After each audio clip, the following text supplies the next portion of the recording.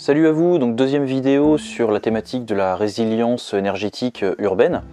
La dernière fois j'avais fait une petite vidéo sur les systèmes de cuisson alternatifs, hein, avec cet état d'esprit là d'avoir des systèmes de cuisson pouvant venir remplacer les systèmes de cuisson sur réseau, hein, c'est-à-dire les plaques au gaz de ville ou les plaques électriques, qui donc sont dépendantes des systèmes d'approvisionnement et du réseau d'électricité ou de gaz de ville, hein. Donc aujourd'hui, deuxième vidéo, cette fois-ci plus sur le chauffage, sujet parallèle au système de cuisson, hein. Ça va être un petit peu la même problématique. Pour beaucoup de jeunes urbains, souvent on chauffe nos logements avec des systèmes de chauffage qui ne sont pas indépendants. Donc bien souvent ça va être les chauffages électriques, ou des chauffages à eau, mais soit avec une chaudière collective, ou alors une chaudière qui nous est propre, mais qui elle-même fonctionne au gaz de ville ou à l'électricité. Donc bref, des systèmes de chauffage pas indépendants. Voilà typiquement hein, ce genre de radiateur électrique type grille-pain, donc dépendant du réseau en électricité, et en plus de ça qui consomme pas mal d'énergie. Et toutefois, tous les systèmes de chauffage vont pas pouvoir forcément être adaptés et pouvoir être mis en place en ville. Je sais que beaucoup d'entre vous ont des logements peut-être plus adaptés à ça, ou vivent à un endroit qui s'y prêtera un petit peu plus à d'autres systèmes de chauffage, certes beaucoup plus indépendants. Donc par exemple, la cheminée à foyer fermé, hein, avec l'insert, le poêle à bois, le poêle de masse rocket stove, la cuisinière à bois, etc., etc. Enfin plein de systèmes de chauffage, et parfois chauffage et cuisson à bois. Mais seulement ces systèmes-là ne peuvent pas être utilisés peuvent pas être mis en place par tout le monde, notamment nous, jeunes urbains. On va pas commencer à faire un trou dans le mur et puis à poser une cheminée, à poser un insert dans nos appartements. Donc en fait, il y a d'autres systèmes de chauffage qui peuvent être utilisables à la place des chauffages électriques. Toujours dans cet esprit-là, hein, en cas de coupure du réseau, on a un système alternatif pour continuer à se chauffer, mais qui peut être parfaitement utilisable en temps normal, comme chauffage d'appoint ou même comme chauffage principal. Donc par exemple dans mon cas, il s'agit d'un petit chauffage infrarouge, un système à gaz. Donc ça c'est un petit système alternatif qui coûte pas grand chose. Celui-là m'a été offert, mais il a coûté qu'une dizaine d'euros, parce que c'est un système d'occasion, comme on en produisait plein à l'époque, et donc ça coûte presque rien d'occasion.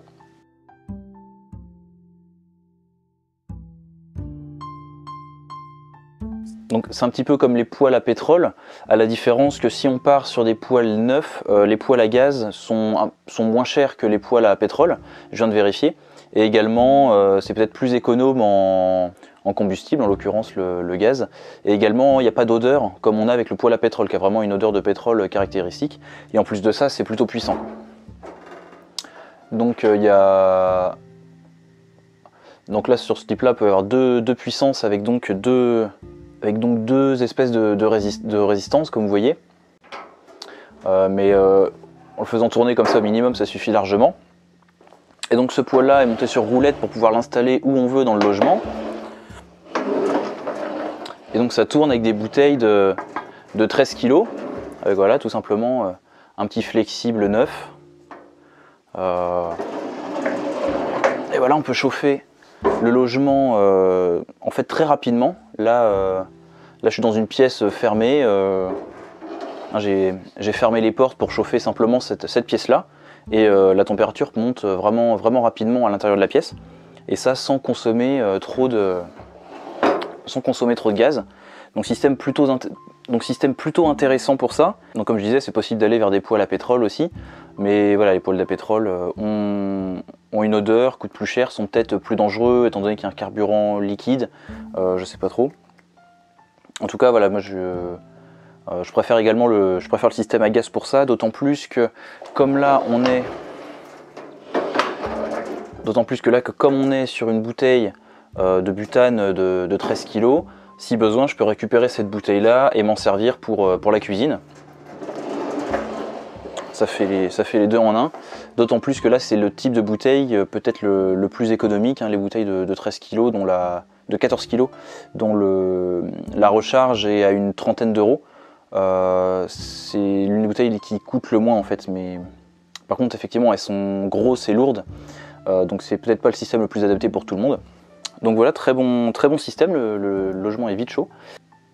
Donc voilà encore une petite idée en passant, hein, parce qu'encore une fois, les chauffages électriques ou au gaz de ville eh bien, sont dépendants du réseau pour fonctionner, on n'est pas sur un système indépendant. Et tous les systèmes au bois ou aux copeaux de bois, donc cheminée, insert, poêle, cuisinière, poêle de masse, etc., eh ben, ne sont pas forcément adaptés au milieu urbain. Tant il faut pouvoir acheter, stocker, préparer, couper du bois, faire un feu, là où le système à gaz est utilisable directement et beaucoup plus facilement que le bois, même s'il est bien sûr moins durable et autonome qu'un système à bois, mais qui lui sera beaucoup plus adapté à la campagne. Également, petite mise à jour par rapport à la dernière vidéo, vous voyez que j'ai remplacé ma petite bouteille bleue de 2 kg par la bonne grosse bouteille de 14 kg, donc qui permettra beaucoup plus d'autonomie sur du long terme. Puisque là, donc, bien sûr, je multiplie par 7 mon stockage de combustible pour la cuisson, et voilà.